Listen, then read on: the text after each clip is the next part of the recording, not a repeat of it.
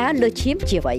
ពាក្យថាលើឈាមមិនមែនសំដៅទៅលើបរិមាណឈាមនៅក្នុងខ្លួនទេតែសំដៅទៅលើកម្លាំងសម្ពាធឈាមធាក់ទៅនឹងកម្លាំងសម្ពាធឈាមនៅពេលដែលបេះដូងសម្រាកហើយដូច្នេះហើយបានជានៅពេលវាស់សម្ពាធឈាមគេតែងតែឃើញមានសរសេរលេខបញ្ជាក់អំពីកម្រិតឈាមខ្ពស់និងកម្រិតឈាមទាបកម្រិតឈាមទាំងពីរនេះត្រូវឲ្យស្របគ្នា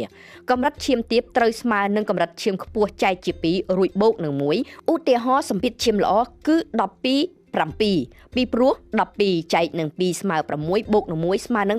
7បើកម្រិតឈាមទាំងពីរគៀកគ្នាឬក៏ឃ្លាតគ្នាឆ្ងាយពេកក៏ជាជំងឺមួយដែរបច្ចុប្បន្ននេះគេចាត់ទុកថាប្រសិនបើមនុស្សពេញវ័យណាម្នាក់មានកម្រិតសម្ពាធឈាមលើសពី14នោះគេហៅថាមានជំងឺលើសឈាមហើយចំពោះក្មេងវិញសម្ពាធឈាមតែងតែទាបជាងមនុស្សចាស់ឬក៏មនុស្សធំគេអាចចាត់ទុកក្មេងណាម្នាក់មានបញ្ហាលើសឈាមនៅពេលវាស់ជាច្រើនលើកច្រើនសារនិងជាច្រើនដងទៅឃើញថាកម្រិតឈាមឡើងដល់ទៅ16សម្រាប់ក្មេងអាយុ1ឆ្នាំ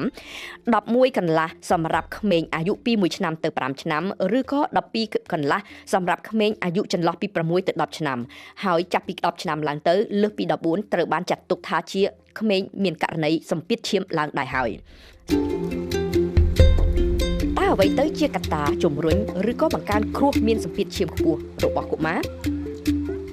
មានកត្តាធំ3ដែលបង្កើនគ្រោះកើតជំងឺលើសឈាមសម្រាប់កុមារនិងមនុស្សធំ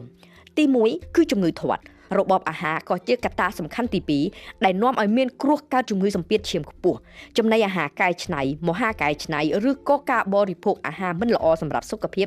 ដែលផ្ដល់ថាមពលខ្ពស់ខ្លាំងមានខ្លាញ់ច្រើនស្ករច្រើនផ្អែមខ្លាំងមានលាយសារធាតុគីមីបន្ថែមសម្រាប់លើករសជាតិលើកពណ៌សម្រាប់ទុកបានយូរអាហារប្រៃមានផ្ទុកជាតិសូដ្យូមខ្ពស់សិតសឹងតែជាភ្នាក់ងារបង្កើនគ្រោះហានិភ័យនាំឲ្យកើតជំងឺលើសឈាមនិងជំងឺសរសៃឈាមបេះដូង